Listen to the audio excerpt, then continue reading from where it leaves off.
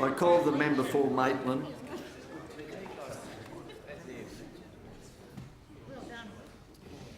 Thank you, Mr Deputy Speaker. My question is to the Minister for Mental Health, Minister for Women and Minister for Ageing.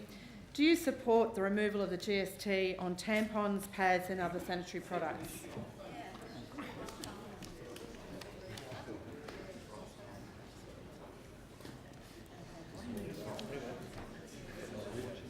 The Minister for Mental Health, Women and Minister for Ageing.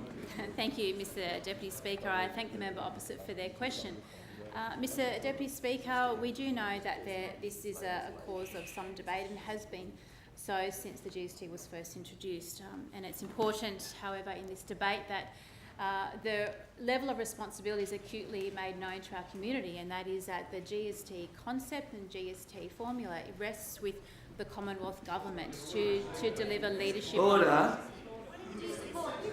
Order. Mr. The Minister hasn't completed 30 seconds of this answer.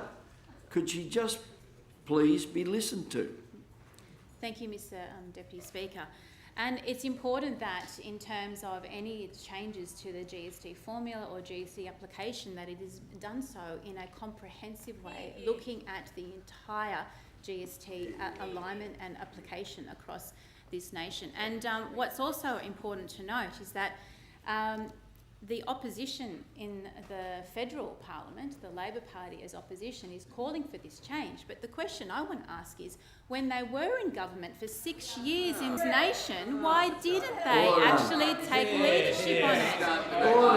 Why did they fail to deliver leadership on this issue? Minister, the member for Maitland rises on a point of order. Order.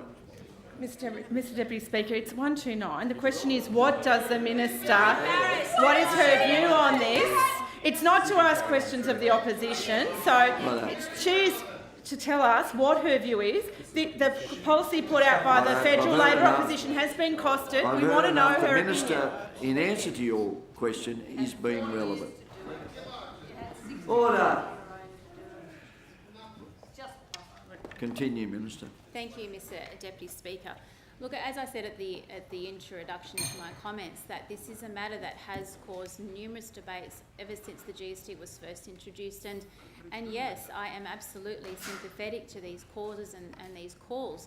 But as I said, a responsible government, whether it's state, territory or Commonwealth, needs to approach this in a comprehensive manner.